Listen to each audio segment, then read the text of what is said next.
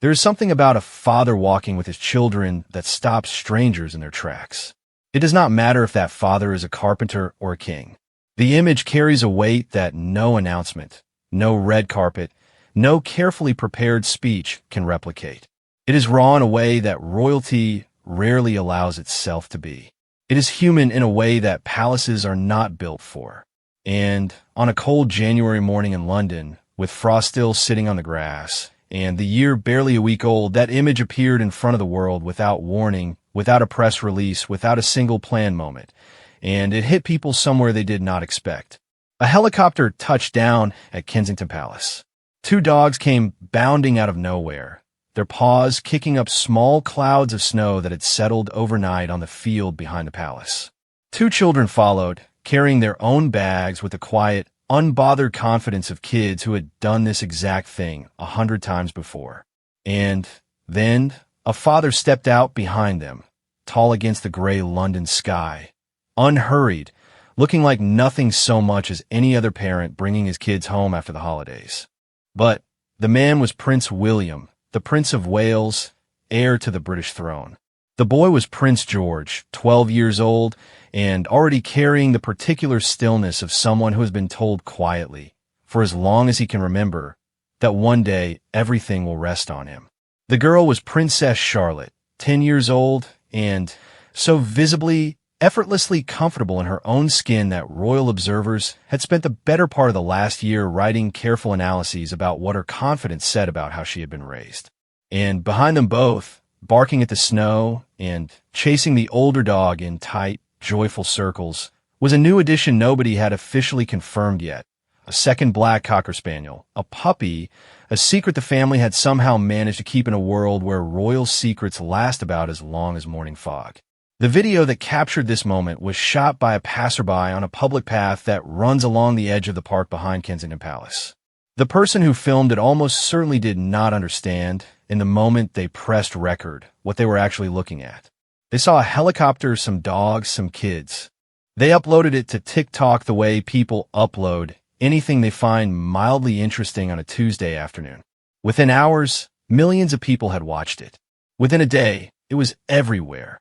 Royal reporters, celebrity magazines, tabloids, parenting accounts, dog lovers, all of them pulled something different from the same 45-second clip. But to understand why this particular homecoming, this ordinary-looking return to an extraordinary address, landed the way it did, you have to go back further than January. You have to understand what the Wales family had just come through, what the previous 12 months had meant for them, and why a Tuesday helicopter landing with two dogs and two children felt, to millions of people watching from a distance, like an exhale that the whole world had been holding without realizing it. The year 2025 had been defined, more than anything else, by Catherine. By her presence, by her absence, by her return. In January 2024, she had undergone abdominal surgery. Then came the weeks of silence, the speculation, the grainy photograph that turned out to have been edited, the apology, and finally, in March 2024, the video on a garden bench in which she told the world she had cancer. The months that followed were ones that the family had navigated mostly behind closed doors, in the way that families with children have to navigate illness. Quietly, carefully, one day at a time, making sure the children felt as safe as possible, while everything around them was shifting in ways that were difficult to explain. By September 2024, Catherine was back. She appeared at the Wimbledon men's final looking like herself again, warm and composed and genuinely glad to be there. She walked back into public life with a steadiness that her husband, standing just to her left at every appearance, seemed to match breath for breath. And as 2025 unfolded, the couple leaned into their roles with a focus and a sense of purpose that observers noticed immediately. They were present in a different way, more deliberate, more anchored. William, in particular, had changed in ways that were harder to quantify, but impossible to miss. He had always been dutiful. He had always shown up. But there was something in him now that went beyond duty, a groundedness, a willingness to be visible not just as the Prince of Wales, but as a husband and a father, as a person who had sat with fear and come out the other side of it still standing. The year was full of moments that illustrated this shift.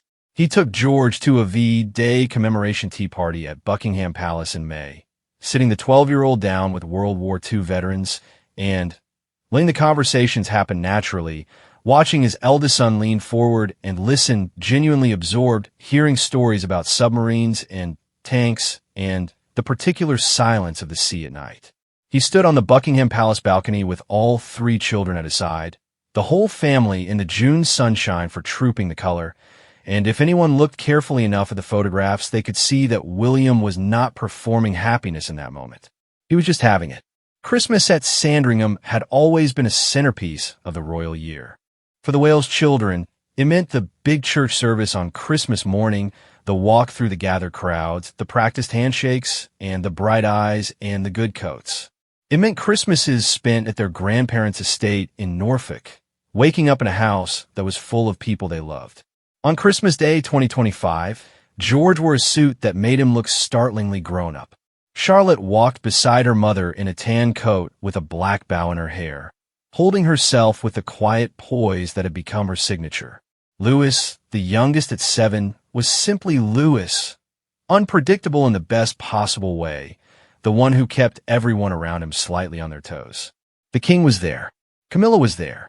The family walked to St. Mary Magdalene Church together in the crisp Norfolk morning, greeting the well-wishers who had gathered along the path, and the photographs from that morning looked exactly like what they were, a family marking the end of a hard chapter and the beginning of a better one. But the holiday season did not end at Christmas. The Wales family stayed in Norfolk through the new year, retreating into the privacy that the Sandringham estate offered in a way that London never quite could. No helicopters, no palace gates, no passers-by with TikTok accounts. Just the countryside, the cold, the dogs, the children. Just the particular ordinary life that William and Catherine had spent the last decade trying to give their kids as a foundation for everything that would eventually be asked of them. It was only when the holidays were over, when January had settled in and the school term was approaching and London was calling again, that the helicopter lifted from the Norfolk countryside and headed south toward the city. The public path that runs behind Kensington Palace is one of those London details that tourists rarely know about and locals mostly ignore. It cuts through Kensington Gardens, skirting the edge of the private grounds that back up against the palace itself, and on a clear day you can see straight across to the palace entrance from the path. For years, when the Wales family had lived at apartment 1A in Kensington Palace before they moved their primary residence to Windsor's Forest Lodge, the sight of a royal helicopter coming into land had been a relatively common one. Since the move to Windsor, it was rarer, which was part of why the person walking there on January 6, 2026, pulled out their phone at the sound of rotor blades. What the video shows, in the unsteady way of all phone videos filmed in a moment of mild surprise, is this: a helicopter on the ground in the middle distance, the engine still winding down, and then two dogs, one clearly Orla, the Wales family's black cocker spaniel, well documented and beloved, and one dog that Orla seemed to know very well, running together, barking, eating snow off each other's ears. And then the three figures coming across the grass. George first, bag over his shoulder, moving with a teenager's particular stride. Not quite an adult walk, but no longer a child's either, something in between, somewhere in the territory of becoming. Charlotte beside him, her own bag carried with the same matter-of-fact competence, glancing at the dogs with affection, but not distraction. And William behind them both, hands free, watching his children, his face arranged in the neutral way of fathers who are not performing anything for anyone. They walked to the palace entrance. The dogs followed. A protection officer moved just outside the frame. And then they were inside, and the clip was over. 45 seconds. Within 12 hours, that 45 seconds had been viewed by more people than attend a full season of Premier League matches. Comments poured in from dozens of countries. The second dog was noticed almost immediately. It was too similar to Orla to be a coincidence, too young to be a friend's borrowed pet, too comfortable with the family to be anything other than theirs. The speculation began. A puppy? One of Orla's own litter? William had celebrated his 43rd birthday in June 2025 with a photograph of himself and Orla and a cluster of small black puppies tumbling across him, captioned by Catherine with the names of every member of the family plus Orla and the puppies, plural. Had one of those puppies stayed? Had the family done the quietly impossible thing and kept a secret for 7 months? It appeared that they had. But the dog was only part of the story. The deeper reason the video resonated the way it did had nothing to do with puppies or palaces or helicopter landings. It had to do with what people saw when they watched William walk across that frosty grass with his 2 older children beside him. They saw a father coming home. They saw kids who were, in the most fundamental sense of the word, okay. They saw a family that had been through something genuinely difficult and had come out of it not fractured, but closer. You could read it in the way George and Charlotte walked, not performing royalty, not smiling for cameras that weren't there, not being anything other than 2 kids glad to be going home. You could read it in the way William moved behind them, present without hovering, watchful without anxious.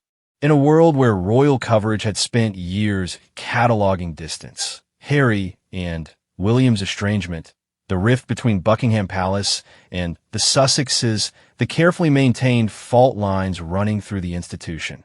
This video offered something different. It offered proximity. It offered a father and his children walking into their home. And that, as it turned out, was exactly what people needed to see. The year had started the way years often do for families who have survived something hard together, quietly, gratefully, with a particular appreciation for the ordinary. George carrying his own bag, Charlotte walking alongside him, 2 dogs and a pale January sky, and a father who looked in that moment simply like a man glad to be home. The world watched it on repeat, and somewhere in that repetition was the beginning of an understanding. Not about royalty, not about duty, not about succession or protocol or the weight of crown, but about what it means to be a family on the other side of something that could have broken you. About what it looks like when a father holds his world together quietly, without announcement, and walks back through his own front door. That understanding would only deepen as the weeks went on, as more pieces of what this homecoming actually meant began to come into focus. As people looked more carefully at what the Wales family had shared about their year, what they had chosen to show, what they had kept private, and what a 12-year-old boy carrying his own bag across a frost-covered field at Kensington Palace said about the kind of father William had decided to be and the kind of future he was quietly, deliberately building for his children. It was only January, but already 2026 felt different for the Wales family.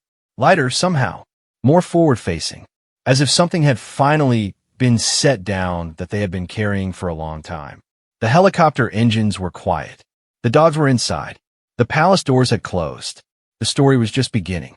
People who study royal families for a living, the historians, the biographers, the editors who have spent careers sitting across from sources whispering carefully phrased sentences in expensive London hotels, will tell you that the most revealing moments are almost never the ones that were planned. The state banquets are theater. The official portraits are construction. The carefully curated social media posts, chosen by committee and approved through multiple rounds, are architecture designed to communicate specific things. None of them are lies exactly, but none of them are the whole truth either. The whole truth, if it appears at all, appears in the edges, in the unscripted seconds between official positions, in the photograph that catches a child mid-laugh when the adults thought everyone was looking somewhere else, in a 45-second TikTok video filmed by a stranger on a public path, showing 2 children and their father walking across frosty grass with a dog nobody had officially confirmed they owned. This is the context in which the January homecoming had to be understood.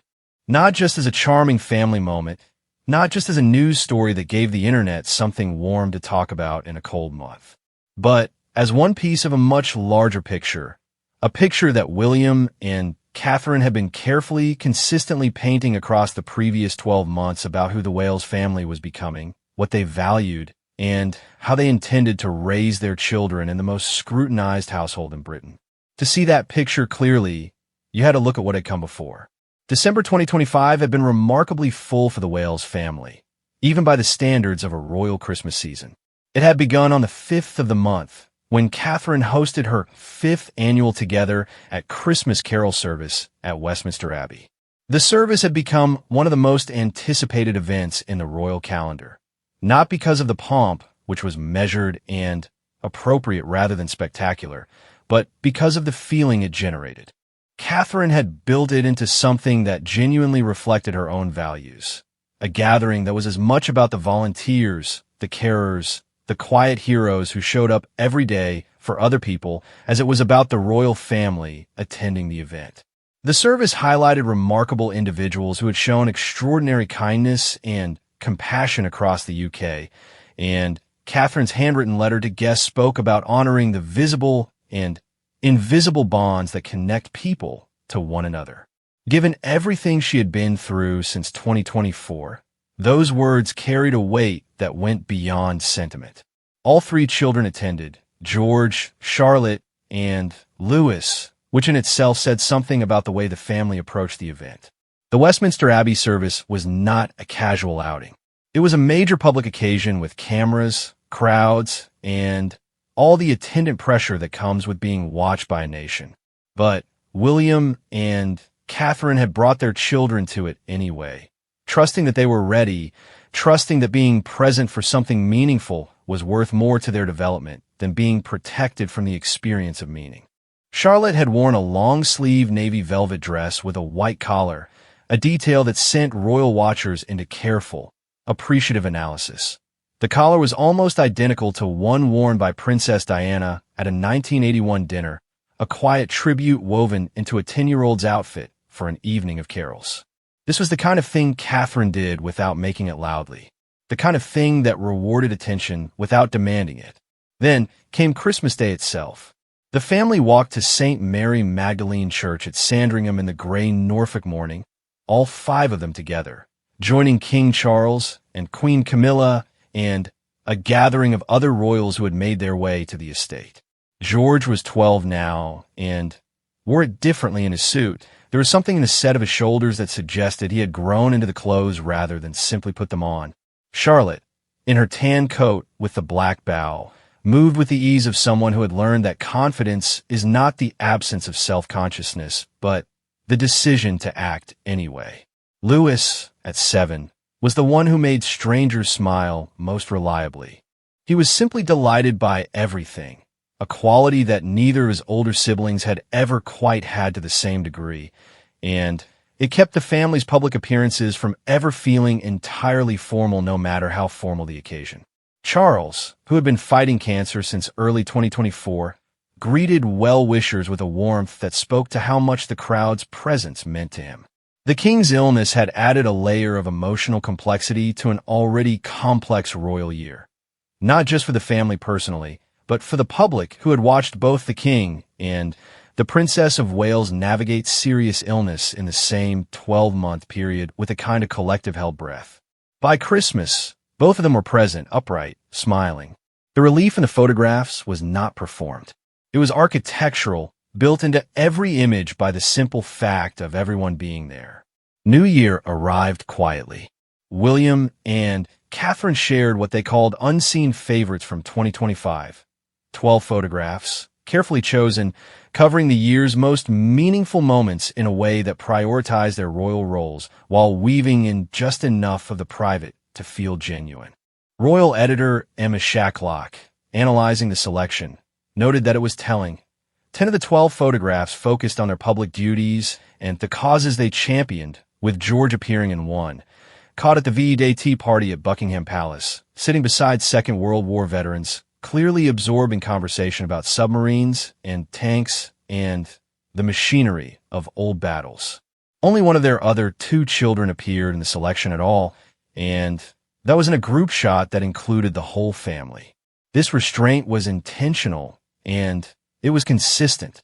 For years, William and Catherine had drawn a careful line between the private lives of their children and the public requirements of their royal roles.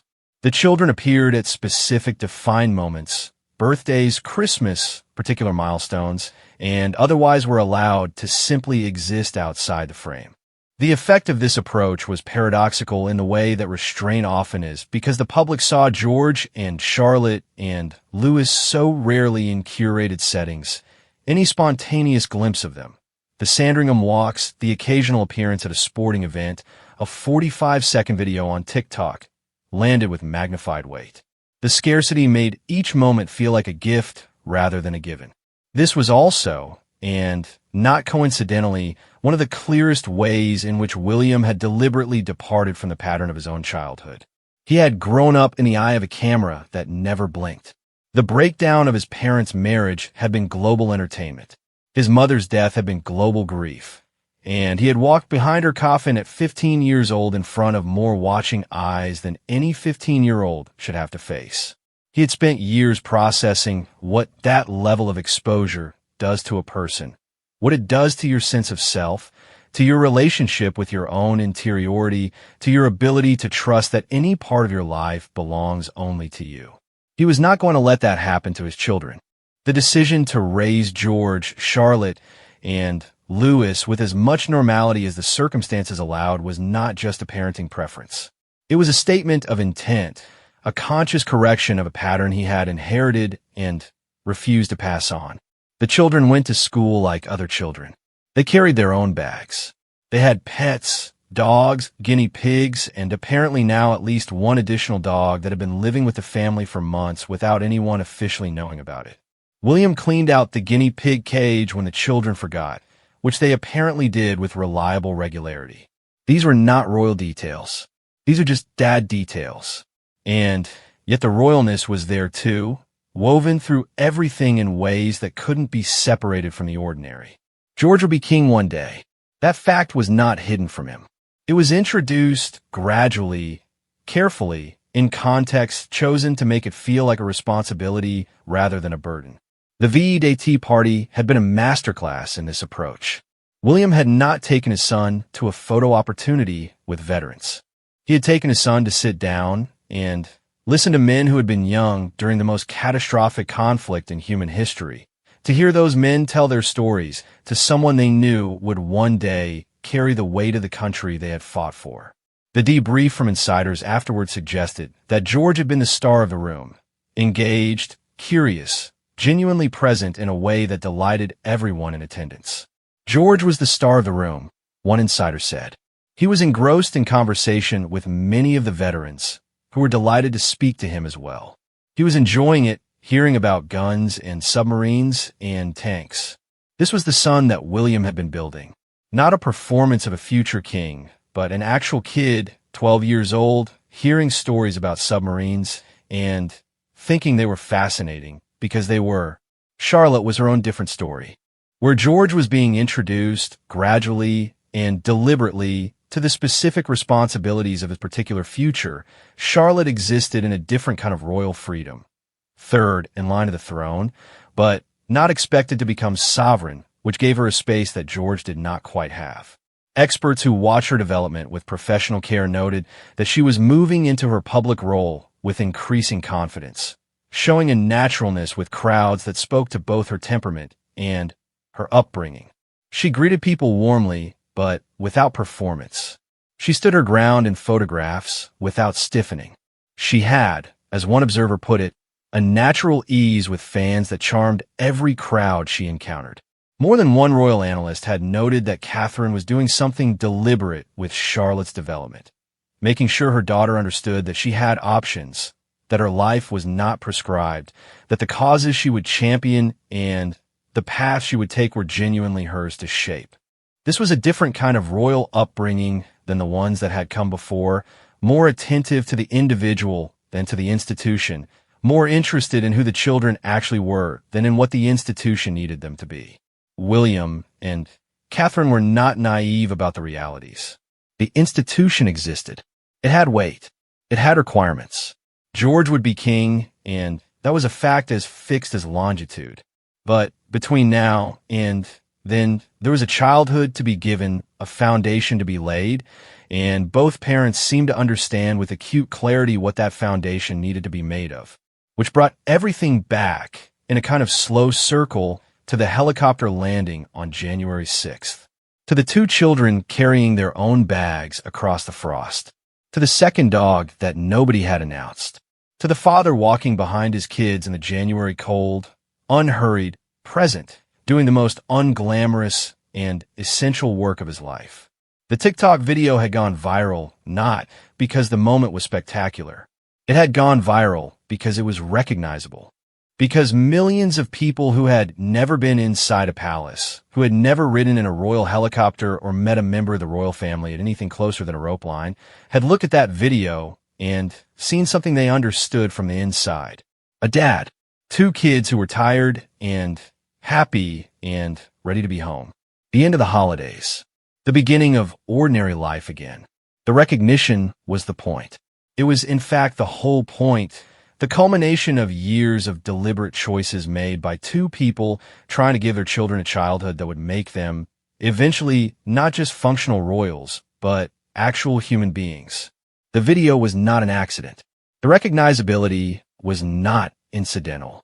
It was the result of a decision made long ago to raise children who could walk across their own garden without looking like they were performing the act of walking.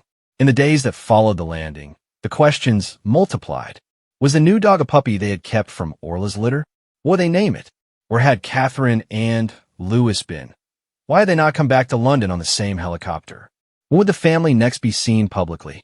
What did 2026 hold for the Wales family, for the king, for the monarchy at a moment when it seemed to be undergoing something that looked from the outside less like change and more like clarification, like a group of people who had been through the fire together and come out knowing more precisely who they were? The answers would come in time, in the careful way that answers always came from Kensington Palace, partially, selectively, with just enough detail to satisfy, without surrendering the thing that the family protected most carefully, which was not secrets, but simply space. The space to be something other than a story. The space to be, at least sometimes, just people. George and Charlotte had walked into that space together on January 6th, their bags over their shoulders, their father behind them, the dogs at their heels. And the world had watched and felt impossibly like it was welcome. There's a particular kind of silence that follows a year like 2025 had been for the Wales family. It is not the silence of emptiness. It is the silence of having said, finally, everything that needed to be said, the kind of quiet that settles over a room when the difficult conversation is finished and the people in it are still sitting together, which means something important survived it. That silence was in the January air when William walked his children back into Kensington Palace.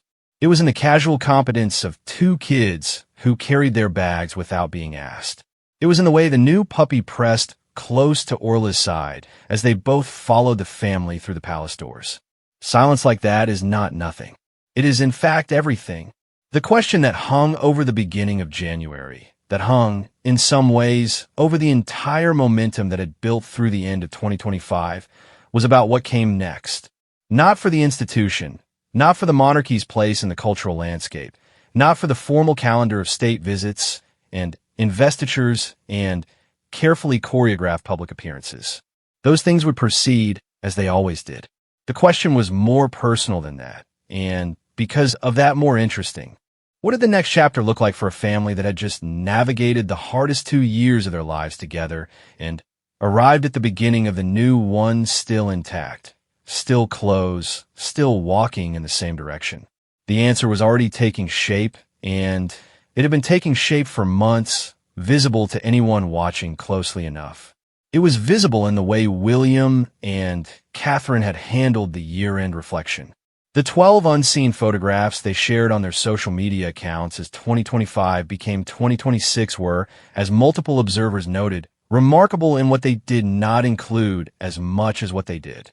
There were images of the couple at their public duties, official visits, important commemorations, the warm moments at charity events that showed the genuine care they brought to their work. There was a photograph from the Welsh Guard Christmas party that showed William in a state of obvious and unguarded delight, laughing in a way that was too real to have been posed. There was the image of George at the VE Day Tea Party, sitting among veterans, the future king in a room full of men who had been young a lifetime ago, and who were delighted to have him there. What was missing was equally deliberate. Louis barely appeared. Charlotte and Louis were largely absent from the curated reflection, protected behind the line that their parents had always maintained. The children's ordinary lives were not royal property. The birthdays and the Christmases and the specific milestones, those were allowed through. Everything else stayed behind the wall. This selectiveness was a philosophy, and like most genuine philosophies, it became more coherent the longer you watched it being applied. William had turned 43 in June. His birthday photographs showed him on the lawn with Orla and a cluster of black Cocker Spaniel puppies tumbling across him. The image captioned by Catherine with all the family names plus Orla and the puppies, a plural that had, in retrospect, been a quiet announcement of what would become the January TikTok moment's most discussed detail. The puppies were real. One had apparently stayed. The family had kept it quiet for 7 months, which in the age of social media and constant royal scrutiny was roughly equivalent to keeping a secret for a decade. That they had managed it said something about the way the Wales household operated. Not everything was for the world. Some things were just theirs. A new dog was just a new dog until it wasn't. Until January 6th, when it bounded out of a helicopter into the snow and introduced itself to several million people who had never been consulted about whether they wanted to know. By that point, the Wales family had already quietly shifted something in the way they inhabited their public role. The move from Kensington Palace to Forest Lodge in Windsor Great Park, which had happened earlier in their lives and was now well established as a primary home, had changed the rhythm of London sightings considerably.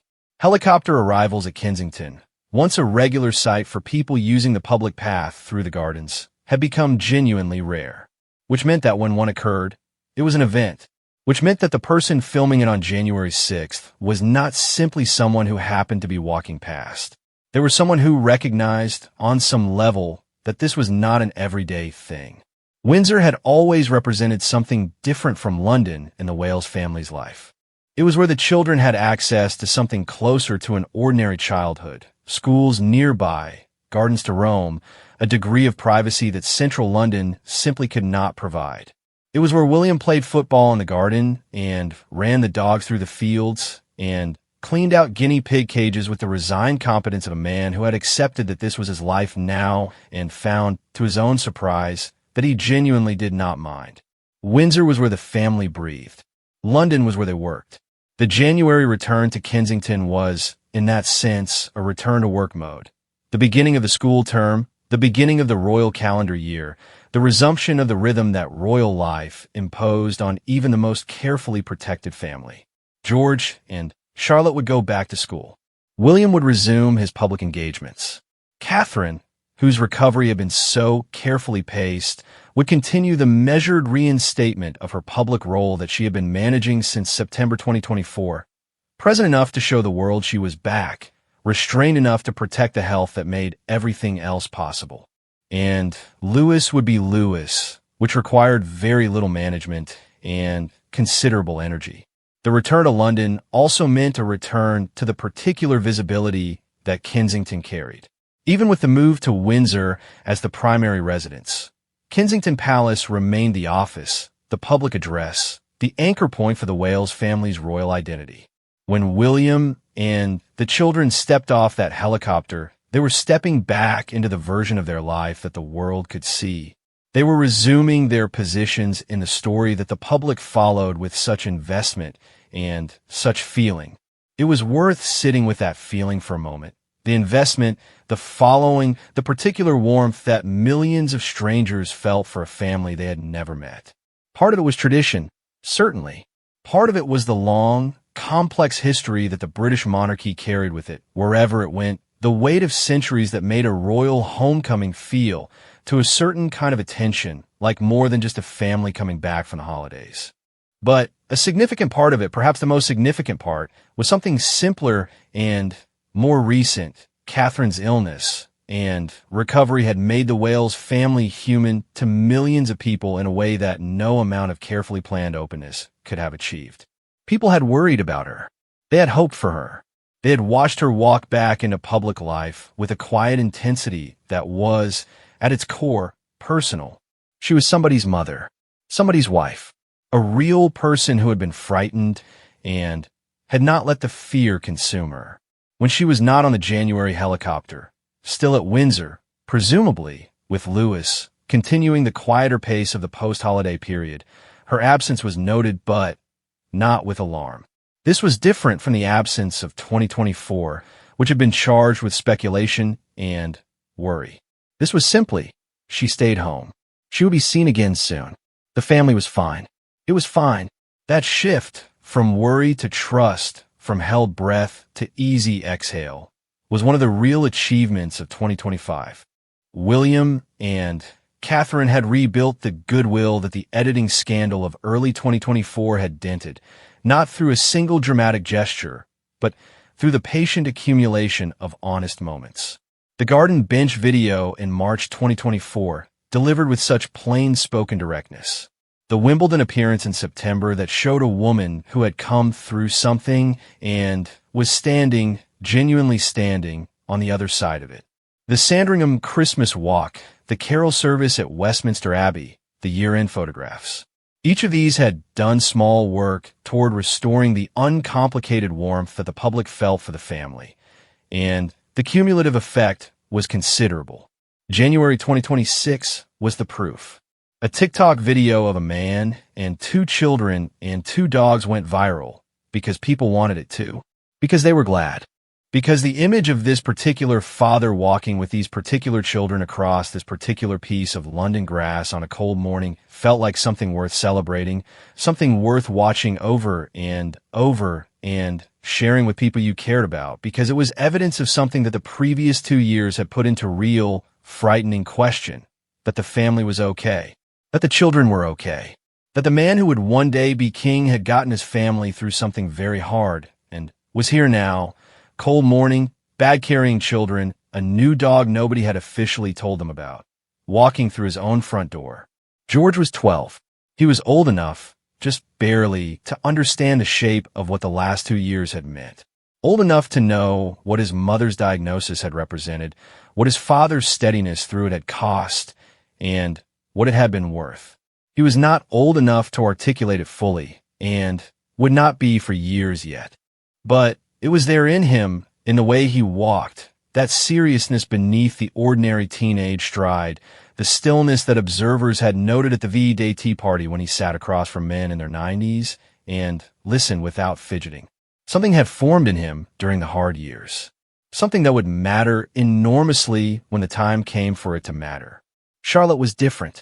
Charlotte was 10 and bright and apparently constitutionally incapable of being anything other than entirely herself in public. She had her mother's composure and her father's directness, and something that was neither of theirs but entirely her own, a quality that the CBC, in a long January analysis of her development, described as increasing independence and a confidence that was not put on but earned. She had grown into her public appearances not by being coached into them, but by being given enough private life to balance them. The privacy was the engine. The public moments were powered by everything that happened when no cameras were running. The puppy, still unnamed in any official communication, still a rumor elevated to near certainty by the video evidence, completed something in the picture. William had talked about the guinea pigs with the cheerful resignation of a man who had made peace with the particular chaos of a house full of pets and children. He had said, at a farm visit in Birmingham, that the guinea pigs at home were off, that they required constant attention, and that he spent his life cleaning their cage because the children regularly forgot. He had said it with the specific tone of a person who was, despite everything, entirely happy with their life. The new dog was another room in the same house. Another responsibility in the same cheerful constellation of responsibilities that made up the private version of the Prince of Wales. The one who was not on a podium but in a garden, the one who was not giving speeches but doing the school run, the one who not only cleaned out guinea pig cages, but apparently now also had two cocker spaniels who bounded out of helicopters and ate snow off each other's ears. This was the father George and Charlotte were watching.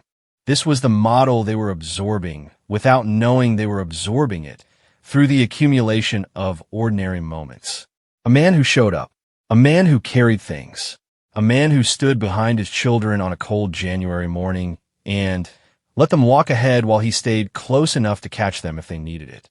Future historians will have to work out what the Wales years looked like in the full arc of British royal history, what William's reign will eventually mean for the institution, what choices he will make when the crown is his, how the country and the monarchy will have changed by then. All of that is ahead, and none of it is certain. But what January 2026 offered, for anyone paying attention, was a glimpse of something that would inform all of it, the specific texture of the man doing the work of becoming who he needed to be. Not just as heir, not just as a future king, as a father, as a husband who had held his family together through a health crisis that had frightened him and refused to let the fear show in a way that frightened his children. As a person who understood with increasing clarity and increasing conviction that the foundation of everything he would one day be asked to build was being laid right now, in the school runs and the guinea pig cages and the helicopter landings and the frosty mornings when he walked behind his children with his hands free and his face quiet and the whole improbable, beautiful weight of his life moving at a normal pace across the palace grounds. George had carried his own bag. Charlotte had looked at the dogs and smiled. Two children and their father had walked through a door, and the world had watched, and somewhere in that watching, in that impulse to press play again and feel again whatever it was the 45 seconds produced was something that had nothing to do with crowns or succession or institutional relevance or any of the large formal things that royal coverage usually concern itself with. It had to do with hope, the specific, modest humankind, the kind that doesn't announce itself, the kind that walks through its own front door with a dog at its heels and calls it Tuesday,